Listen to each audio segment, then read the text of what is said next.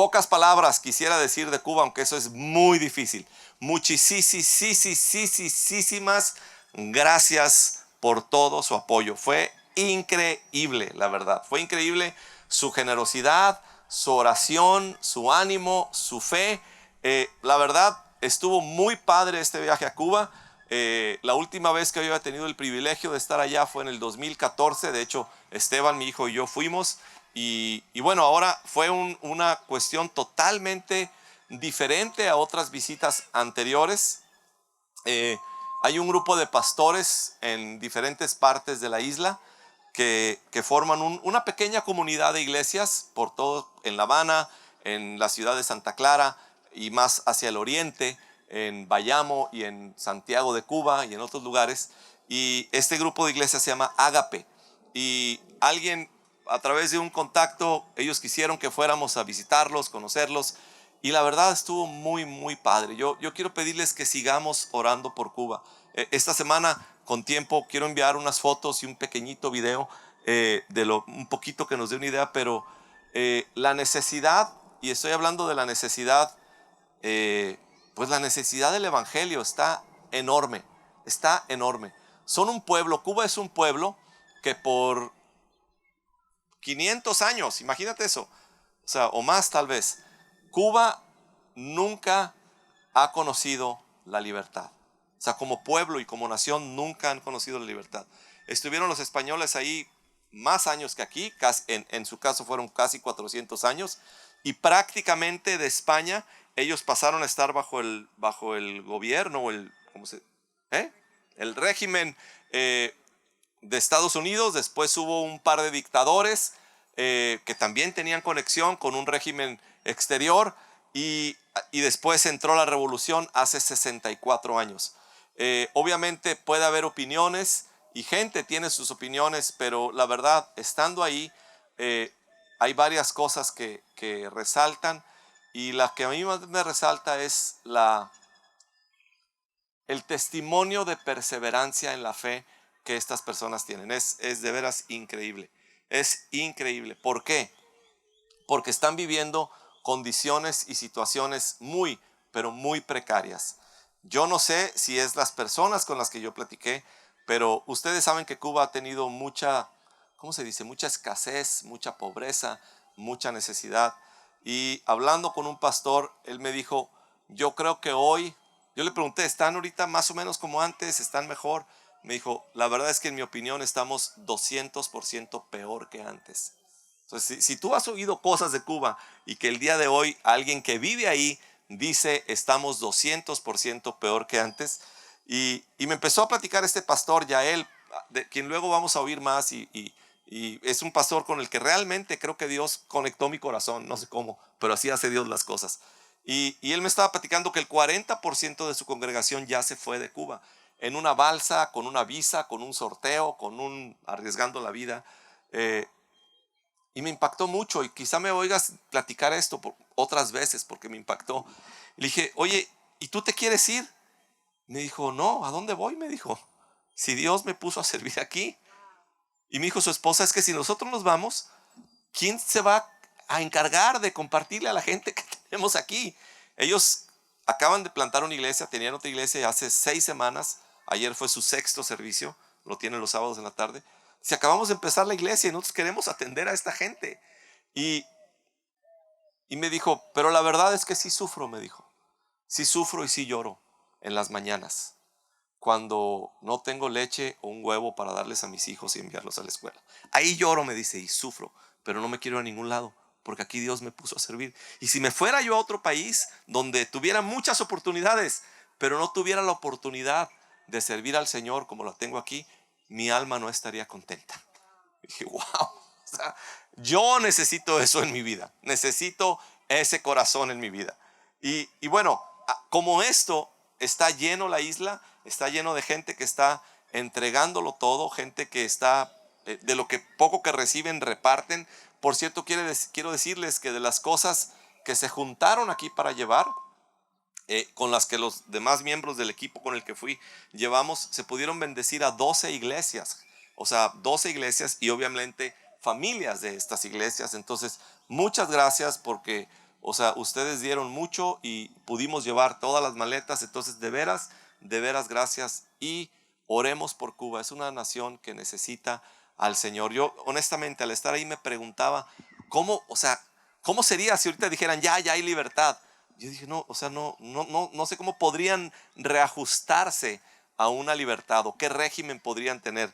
Ayer o antier alguien me mandó un artículo que decía, a Cuba habría que regresarla a 1958 primero, para de ahí empezar a reconstruirla. Entonces, yo no sé mucho ni de política, ni de economía, ni de cuestiones de este tipo de cosas, pero la necesidad es muy grande. Y la necesidad del evangelio es muy, pero muy, pero muy grande. ¿Por qué? Porque es un pueblo que ha estado engañado por 500 años, ha estado subyugado por 500 años. Entonces, o sea, la generación joven no cree absolutamente en nada y no quieren que o sea, no hay una fe, ¿no? O sea, honestamente, en viajes anteriores yo había visto muchos jóvenes en las iglesias. No es el caso ahorita, al menos en esta experiencia que yo tuve, ¿sí? Entonces hacen falta jóvenes, hace falta gente que Dios les esté llamando. Conecté también con un joven como de 20 o 21 años que este pastor ya él está discipulando y entrenando para el ministerio. O sea, fue así como encontrar oro, casi, porque él es alguien que como que sobresale entre la juventud de su país, muy entregado al Señor y al servicio. Entonces, sigamos orando por Cuba, de veras. Pero muchas gracias por orar por mí y de veras, gracias. Vamos a la escritura, ¿qué les parece? Como ya dijimos, estamos celebrando la resurrección del Señor Jesucristo y eso es muy, muy padre. Y esa es la razón también porque estamos aquí al aire libre, es la razón por la que vamos a tener Santa Cena, vamos a tener convivio y pues estar juntos como familia. ¿Por qué? Porque la resurrección nos ha hecho una familia, un cuerpo, uno solo, y eso lo celebramos de todo corazón el día de hoy. Vamos al Evangelio de Juan 20 y les voy a confesar una cosa. A la hora de estar orando y queriendo preparar este mensaje,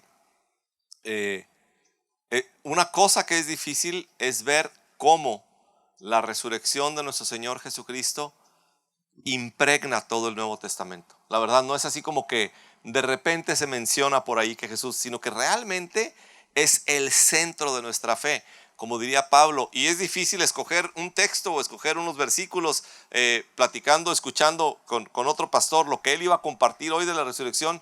Decía, o sea, hay que ir por ahí, por acá, ¿no? O sea, hay un montonal de, no nada más de versículos relacionados con el tema de la resurrección, sino una increíble cantidad de cosas que la resurrección hace, cómo la resurrección realmente invade nuestra fe. Y por eso el apóstol Pablo decía, y lo dice en 1 Corintios 15, es que realmente ahí es donde está nuestra fe. Y si Jesucristo no hubiera resucitado, realmente nuestra fe es vana. Si Jesucristo no resucitó, les digo una cosa, vámonos a la casa, ¿sí? Y de hecho Pablo lo dice así, mejor comamos y bebamos, porque aquí se acaba todo ya. O sea, realmente no tiene sentido ni la vida cristiana, ni la fe cristiana. Nada tiene sentido si Jesucristo no hubiese resucitado. Y por eso lo que yo quiero hacer es que leamos algunos versículos y mencionar una pequeña cantidad de cosas de lo que significa para nosotros la resurrección de Jesús, porque sería interminable el tema. Y de hecho, creo que si diéramos el micrófono y cada uno de nosotros pasara y dijera, esto significa para mí la resurrección, sería muy difícil acabar en 1 o 2 o 3 días. Pero este es uno de los relatos de la resurrección. Los 4 evangelios relatan la resurrección. Si tú te das cuenta, hay cosas que un evangelio menciona y otro lo menciona. Así, la resurrección se menciona, para empezar, en los 4 evangelios. Y vamos a ver la perspectiva del apóstol Juan. El primer día de la semana, muy de mañana, cuando todavía estaba oscuro, María Magdalena fue al sepulcro y vio que habían quitado la piedra que cubría la entrada. Así que fue corriendo a ver a Simón Pedro y al otro discípulo a quien Jesús amaba. Y les dijo, se han llevado del sepulcro al Señor y no sabemos dónde lo han puesto. Pedro y el otro discípulo se dirigieron entonces al sepulcro. Ambos fueron corriendo, pero como el otro discípulo corría más aprisa que Pedro, llegó primero al sepulcro, inclinándose se asomó y vio allí las vendas, pero no entró. Tras él llegó Simón Pedro y entró en el sepulcro. Vio allí las vendas y el sudario que había cubierto la cabeza de Jesús, aunque el sudario no estaba con las vendas, sino enrollado en un lugar aparte. En ese momento entró también el otro discípulo, el que había llegado primero al sepulcro, y vio y creyó. Hasta entonces no habían entendido la escritura, que dice que Jesús tenía que resucitar. Los discípulos regresaron a su casa, pero María se quedó afuera llorando junto al sepulcro, y mientras lloraba se inclinó para mirar dentro del sepulcro y vio a dos ángeles vestidos de blanco, sentados donde había estado el cuerpo de Jesús, uno a la cabecera y otro a los pies. ¿Por qué lloras, mujer?, le preguntaron los ángeles. Es que se han llevado a mi Señor y no sé dónde lo han puesto, le respondió. Apenas dijo esto, volvió la mirada y allí vio a Jesús de pie, aunque no sabía que era él. Jesús le dijo: ¿por qué lloras, mujer? ¿A quién buscas? Ella, pensando que se trataba del que cuidaba el huerto, le dijo: Señor, si usted se lo ha llevado, dígame dónde lo ha puesto y yo iré por él. María, le dijo Jesús. Ella se volvió y exclamó: Raboni, que en arameo significa maestro. Suéltame, porque todavía no he vuelto al Padre. Ve más bien a mis hermanos y diles: vuelvo a mi Padre, que es Padre de ustedes, a mi Dios, que es Dios de ustedes. María Magdalena fue a darles la noticia a los discípulos. He visto al Señor, exclamaba, y les contaba lo que le había dicho. Al atardecer de aquel primer día de la semana, estando reunidos los discípulos a puerta cerrada, por temor a los judíos, entró Jesús y poniéndose en medio de ellos, los saludó. La paz sea con ustedes. Dicho esto, les mostró las manos y el costado. Al ver al Señor, los discípulos se alegraron. La paz sea con ustedes, repitió Jesús. Como el Padre me envió a mí, así yo los envío a ustedes. Acto seguido, sopló sobre ellos y les dijo: reciban el Espíritu Santo. Vamos a orar. Sale, Padre, te pedimos que tu palabra, que es buena, que es poderosa, venga y haga hoy su obra en cada uno de nosotros, Señor. Y que tu Espíritu Santo nos revele lo que tú quieres hablarnos, nos instruya, nos enseñe y nos traiga el poder de tu vida resucitada. En el nombre de Cristo Jesús. Amén. Miren, hay muchísimo que decir de este relato y de estos versículos, y de hecho podríamos continuar leyendo, y nada más quiero añadir que después de lo que terminamos de leer es cuando llega Tomás y le dicen: oye, Tomás, no estabas aquí, pero vino el Señor. Y Tomás dice: yo no voy a creer hasta que vea sus manos y sus pies perforadas. Y cuando llega Jesús y le dice: mete tu mano aquí, se vuelve a aparecer y él se postra, le dice: eres mi Señor y eres mi Dios. Pero hay muchas cosas. ¿Por qué? Porque la resurrección es un hecho muy poderoso. Y como podemos leer aquí e imaginarnos, fue todo un shock para los discípulos. ¿Sí? María Magdalena llega y está llorando y no lo ve, pero va y les dice a Pedro y a los demás discípulos. Ahora, por cierto, Juan está hablando de sí mismo cuando dice el discípulo a quien Jesús amaba, el otro discípulo, el discípulo a quien Jesús amó. O sea, Juan, déjenme decirles una cosa. Juan, esta es mi opinión personal y nadie me juzgue, ¿sale? Pero Juan aquí se pone, creo yo, o sea, como que nos muestra su personalidad. Por un lado, con respeto lo digo, muestra un poco de su egoísmo, porque dice: yo soy el discípulo a quien Jesús ama. Y yo le diría a Juan, estás equivocado, porque el discípulo a quien Jesús ama soy yo. Y cada uno de nosotros podría decir lo mismo. Todos nosotros somos el discípulo a quien Jesús ama. Pero también nos muestra su personalidad, Juan. ¿Sí? Ni siquiera quiere mencionar su nombre. Y de hecho, ni siquiera quiere mencionar su nombre. Ya me moví de lugar, perdón. Recuérdenme, por favor, yo no debo de pasar de este árbol para allá. ¿Sale? Aquí hay una frontera para la cual yo no traigo visa. Me regreso con el apóstol Juan. ¿Sale?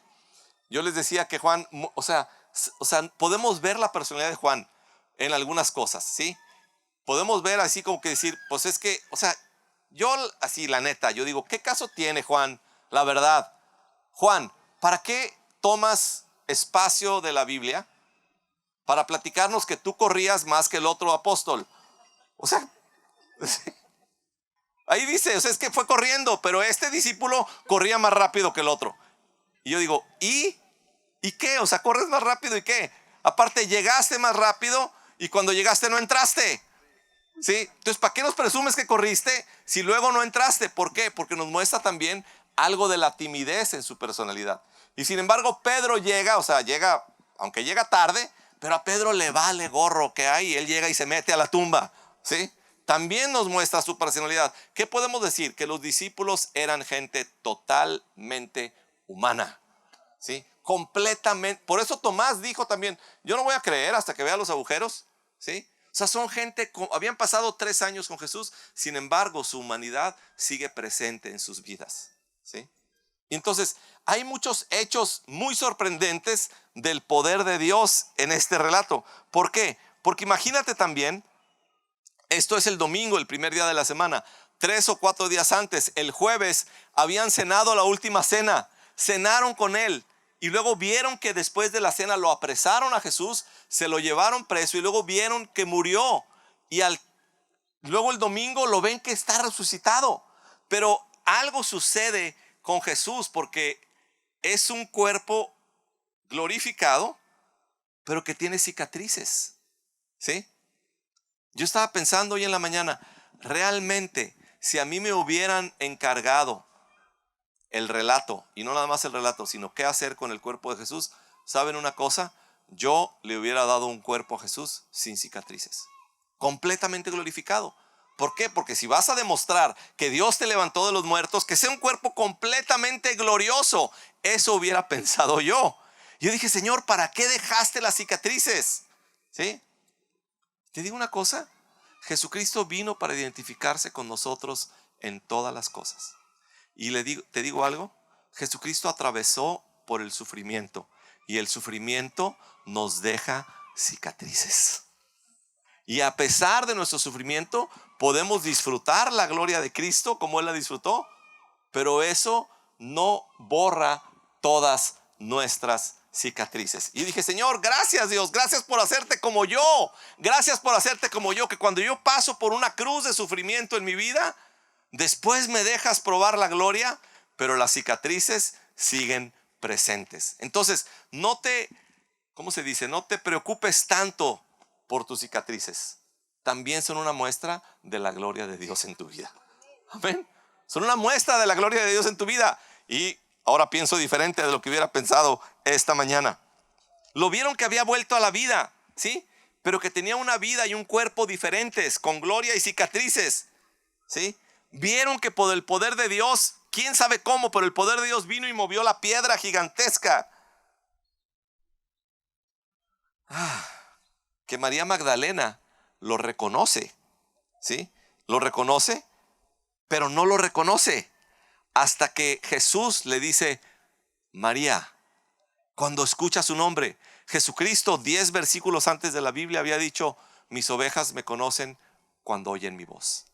Digo una cosa, cuando oímos que Jesús nos habla directamente, hay algo transformador, es algo que te abre los ojos. Dices, wow, Dios me está hablando directamente a mí. O sea, Dios orquestó las cosas para que María se quedara sola. Y María no, o sea, lo reconoce, pero no lo reconoce. Le dice, María, soy yo. Y con oír su voz aquí al corazón, es como María dice, wow, es el Señor. Y Jesús le dice, ve a decirles a mis hermanos. Eso está muy poderoso, que Jesús diga, ve a decirles a mis hermanos. ¿Por qué? Te digo por qué. Porque Jesucristo les había dicho a los discípulos, oigan, yo a ustedes ya no les voy a llamar, ¿qué? ¿Se acuerdan? No. Siervos. ¿Les voy a llamar qué?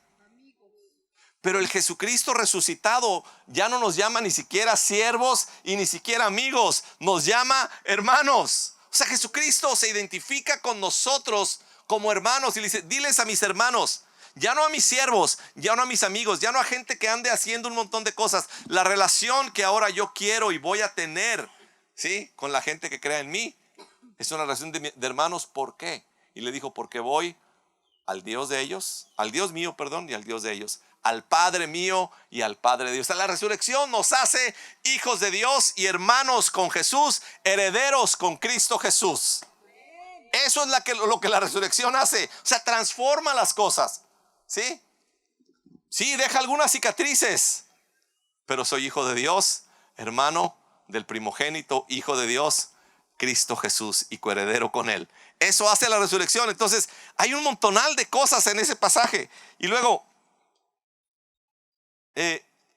Sucede que están comiendo escondidos de los judíos, la puerta está cerrada y este mismo Jesús que acaba de hablar con María, ¿sí? Y que trae las cicatrices y que tiene un cuerpo de gloria, pero que es Jesús, entra cuando la puerta está cerrada y se pone entre ellos y le dicen, oigan, tengan paz y reciban el Espíritu Santo. Para los discípulos llenos de asombro, esto significa algo nuevo y poderoso que todavía no entendían, dice, porque no podían verlo, no veían en las escrituras que Jesús había dicho que iba a resucitar. Significaba para ellos el poder de Dios venciendo la muerte, cosa que no se había visto jamás. O sea, lo habían lacerado, lo habían golpeado, humillado, crucificado, dándole la peor muerte. Y al tercer día Él está vivo. O sea, Jesucristo venció el castigo, y cuando venció el castigo, venció la muerte y venció el poder que el pecado tenía sobre nosotros. Significaba la resurrección el poder de Dios para cumplir su promesa de darnos vida. O sea, cuando vemos que Jesucristo resucitó, podemos decir, ah, caray, Jesús sí cumple sus promesas. ¿Cuáles? Todas. ¿Por qué? Porque cumplió la más poderosa, que fue derrotar a la muerte a nuestro favor. Y vemos más adelante en el libro de los Hechos un pasaje increíble. Pedro, que hace unos días lo acababa de negar, ¿sí? Y después, cuando volvió a aparecer ahí delante de Jesús, Jesús nomás le dijo, oye Pedro, ¿me amas? Sí, Señor, te amo. Entonces ve y apacienta mis ovejas. Dijo, oye Pedro, ¿me amas? Sí, Señor, yo te amo. Entonces ve y pastorea mi rebaño. 3 veces hasta que Pedro se entristeció. Pedro ha de haber estado pensando, híjole, el Señor sabe que yo lo negué 3 veces y por eso me pregunta 3 veces que si lo amo. Pero el Señor sabe que no lo amo tanto porque lo negué. El Señor, híjole, qué pena, Señor, sí. Y dice que Pedro se fue triste, ¿sí? El mismo Pedro. Pero Jesucristo estaba confirmándolo, diciéndole, oye Pedro, ¿sabes qué? Sí, la regaste y la regaste muy feo.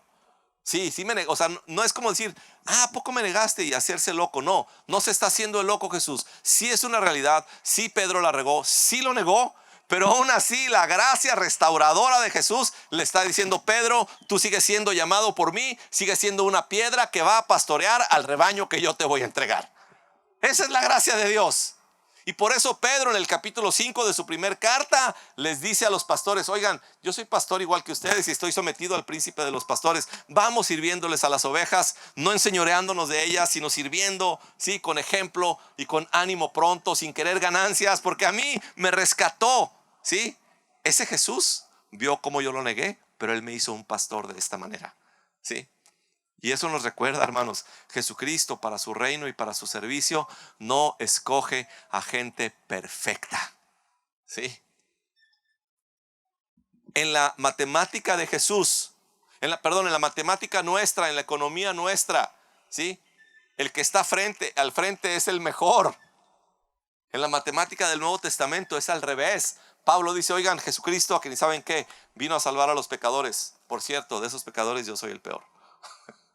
Oye Pablo, pero tú eres el escritor de las cartas. No importa, yo soy el peor, yo soy el que más necesito el evangelio. El más necesitado soy yo, dice Pablo. Y Pedro dice, oigan, hay que pastorear a este rebaño, pero hay que hacerlo con temor y reverencia delante de Dios, porque es un Dios lleno de gracia por nosotros, ¿sí? Estas cosas suceden como resultado de la resurrección del Señor Jesucristo. Y este Pedro, unos días después de la resurrección en Pentecostés, se levanta, dice que se levantó con los demás discípulos y dijo, pueblo de Israel, escuchen esto. Jesús de Nazaret fue un hombre acreditado por Dios ante ustedes con milagros, señales y prodigios. Es decir, lo que lo acreditó como el Hijo de Dios fueron las señales, los milagros y los prodigios que hizo, los cuales realizó Dios entre ustedes por medio de él, de Jesús, como bien lo saben. Este fue entregado según el determinado propósito y el previo conocimiento de Dios. O sea, Dios fue el que planeó la entrega del Señor Jesucristo. O sea, no es como que la noche en que apresaron a Jesús y después fueron y lo golpearon en el patio de la casa de Pilato, no es como que Dios se distrajo y entonces a Jesús le pasó todo eso. No, Dios en su premeditado consejo, en su determinación anterior. Y quiero decirte una cosa, el sufrimiento por el que pasas posiblemente esté dentro del premeditado consejo de Dios también para nuestras vidas. Porque Dios está cumpliendo sus planes en nosotros. Dios no se duerme ni se distrae. Dios, los cuales, dice, este fue entregado según el determinado propósito y el previo conocimiento de Dios. Dios sabía lo que iba a pasar. Isaías 53 dice, Dios lo entregó como varón de dolores. Y por medio de gente malvada, ustedes, el pueblo de Israel, ustedes lo mataron clavándolo en la cruz. Sin embargo, Dios lo resucitó, librándolo de las angustias de la muerte, porque era imposible que la muerte lo mantuviera bajo su dominio. Era imposible que la muerte mantuviera a Jesús bajo su dominio. Y Dios lo levantó. Y después Hechos 4:33, 2 capítulos más adelante, por eso dice, los apóstoles a su vez, con gran poder, seguían dando testimonio de la resurrección del Señor Jesús, y la gracia de Dios se derramaba abundantemente sobre todos ellos. De ahí en adelante, después de la resurrección, de lo que hablaban los discípulos era del poder de la resurrección. O sea, Pedro no llegaba y decía, oigan, pues les quiero platicar mi testimonio. Yo era, no sé, esto y aquello, y luego pues ya ahora ya me porto bien y soy una persona linda. ¿Quieres creer en Jesús? O sea, no existía eso para los apóstoles. Decían, ¿saben qué? Con gran poder daban testimonio. O sea, ¿saben qué? Yo vengo a decirte que creo en un cuate que murió, que lo sacrificaron, ¿sí? Que dijo que moriría por nuestros pecados, pero que hoy está vivo, eso es lo que creo. Y dice, el Señor respaldaba con su palabra de gracia, con señales y con maravillas. El mensaje es que Cristo murió y que Cristo resucitó y que hoy está vivo. Ese es el mensaje. El mensaje no es lo que yo soy o lo que me ha pasado a mí. No, el mensaje es Jesús, vivo, resucitado. Amén. Está vivo y por eso estamos aquí. ¿Sí? Por eso estamos aquí. Porque creemos que está vivo y que resucitó. Con gran poder los apóstoles daban testimonio de la resurrección del Señor Jesús, y la gracia de Dios se derramaba abundantemente sobre todos ellos. Todo eso representó para ellos. Pero ¿qué representa para nosotros hoy como iglesia? La resurrección del Señor 2000 años después representa de igual manera el poder de Dios sobre nuestras vidas. Fíjense cómo lo pone Pablo, ¿sale? Sin embargo, Filipenses 3, del 7 al 11, que de veras podríamos pasar horas en cada uno de estos pasajes. Pablo dice, sin embargo, todo aquello que para mí era ganancia, ahora lo considero pérdida por causa de Cristo. A veces nuestro mensaje es que tenemos que dejar atrás las cosas malas. Aquí lo que está diciendo Pablo es, dejo atrás también lo bueno. O sea, lo bueno lo dejo atrás, tampoco me importa. Oye, pero los logros que tuviste no me importan. Dice, todo aquello que para mí era ganancia, ahora lo considero pérdida por causa de Cristo. Es más, todo lo considero pérdida por razón del incomparable valor de conocer a Cristo Jesús, mi Señor. Por Él lo he perdido todo. ¿Qué palabras usa Pablo? Escucha, por Él lo he perdido todo y lo tengo por estiércol. Oye, Pablo, pero ¿qué no eras tú un abogado muy exitoso? ¿Sí? O sea, ¿qué va a hacer con tu título? Ah, ese título sí lo tengo, pero es estiércol.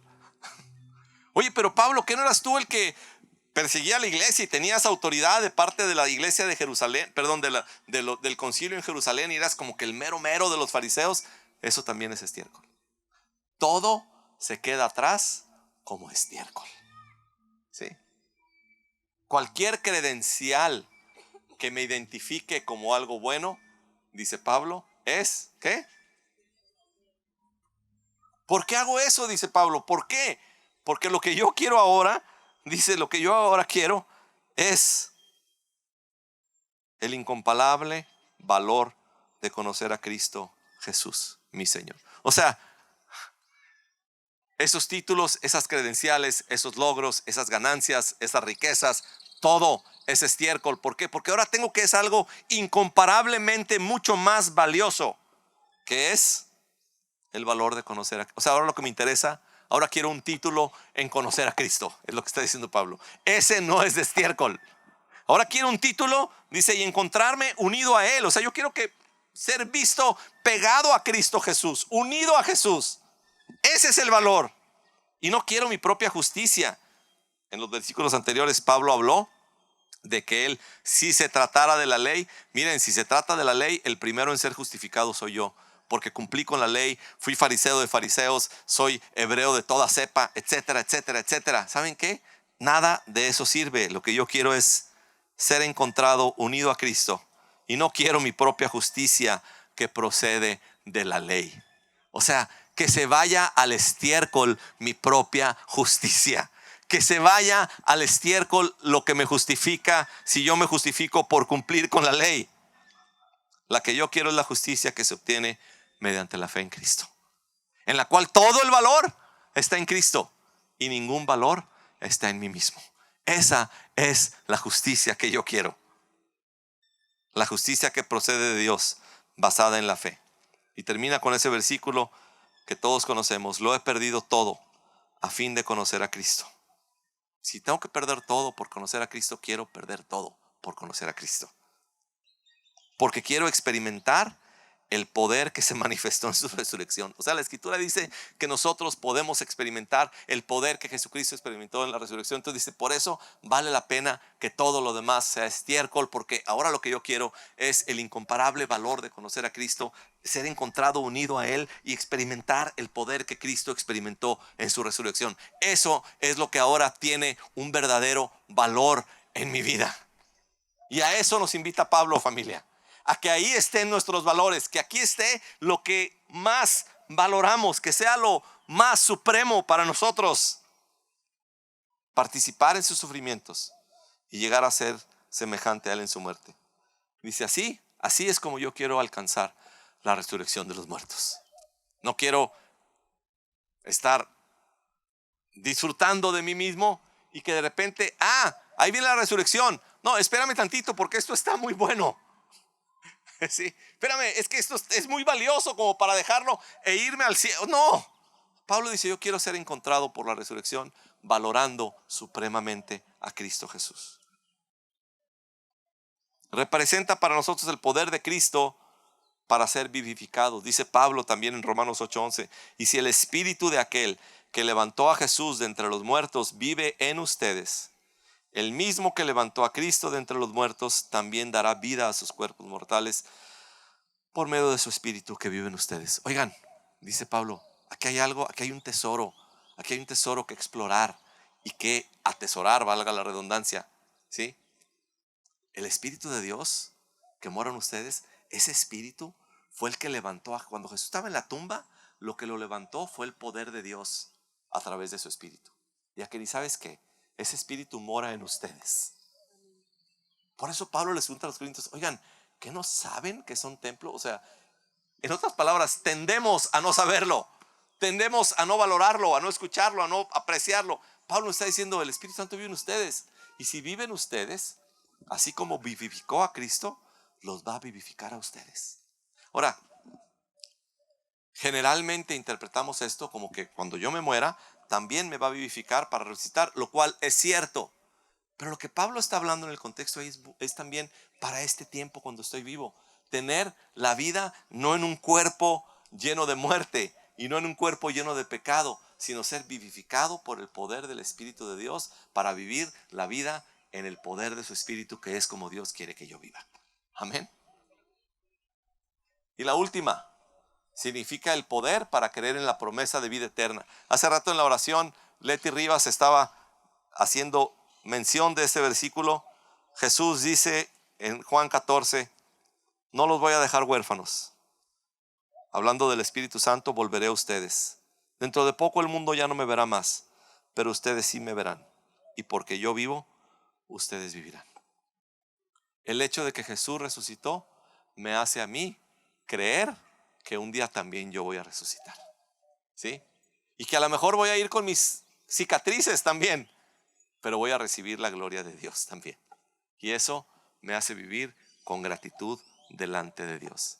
Todo eso y muchísimas otras cosas más significa el poder de la resurrección que hoy celebramos. Amén. Pásale, Carlitos. Yo le pedí a Carlos y le pedí a Sebastián también, así como dos ejemplos. ¿Qué significa la resurrección para nosotros hoy? ¿Qué significa para Carlos? Gracias, Carlitos. Gracias. ¿Qué significa para mí la resurrección? Para mí es la base del cristianismo. Con una tumba ocupada, el cristianismo solo sería una buena literatura. En cada región del mundo, igual aquí en Guadalajara, el sol sale y muere al final del día. Solamente muere para resucitar otra vez al día siguiente, la mañana siguiente. Entonces, ¿cómo puedo aplicar esto yo en mi vida? Yo muero cada noche para resucitar al día siguiente con una nueva misericordia y con una abundante gracia que me permite seguir caminando hacia otra obra que el Señor ya preparó para mí. Y de esta manera me sigue perfeccionando para terminar su obra en mí. Ahorita Oscar menciona Hechos 2:24 y lo tomo también para esto. Sin embargo, Dios lo resucitó, librándolo de las angustias de la muerte. Cada noche tenemos esas angustias de todo el día.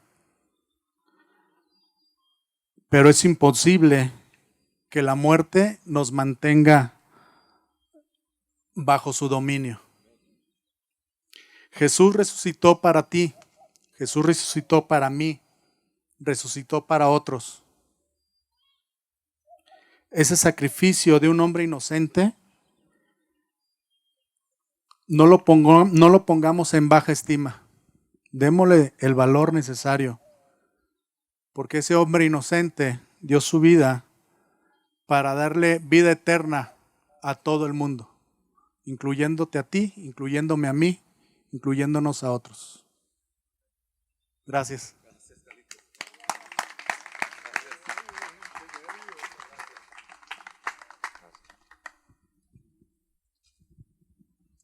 Para mí la resurrección es el tener la seguridad de que Dios ya lo hizo por mí, que venció a la muerte y a las tinieblas, que tenemos la esperanza de que va a regresar para nosotros, que ahora somos escogidos y perdonados, que tenemos una nueva identidad y que ahora nuestra nueva identidad ya no dice que yo soy mexicano, que soy americano, no, sino dice que yo soy un nuevo ciudadano del cielo, que hemos sido justificados por fe, que Jesús abrió ese camino hacia el Padre y ahora nosotros podemos tener acceso libre hacia el Padre. La resurrección me demuestra que Dios es el Dios verdadero, el que me da esperanza, el que me da fuerzas, el que provee, el que yo puedo acudir en cada momento, al cual yo puedo tocar la puerta y sé que me va a abrir esa puerta y me va a abrir lleno de amor con los brazos abiertos.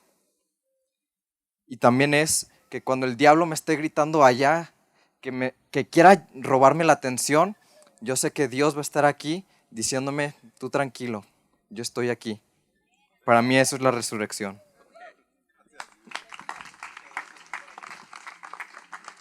¿Por qué no cierras tus ojos tantito y le dices, Señor, gracias por tu resurrección? Por aquello que para ti signifique. Piensa en lo que para ti signifique y dile, Dios, esto significa para mí. O lo que hayas escuchado hoy, que digas, eso es para mí. Y dile gracias. Cierra tus ojos un momento y dile gracias, Señor. Gracias porque resucitaste por mí. Porque no nada más moriste en mi lugar. Resucitaste para darme un lugar, Señor. Y te doy muchas, muchas gracias por el poder de la resurrección. Muchas gracias, Jesús. Gracias, Padre.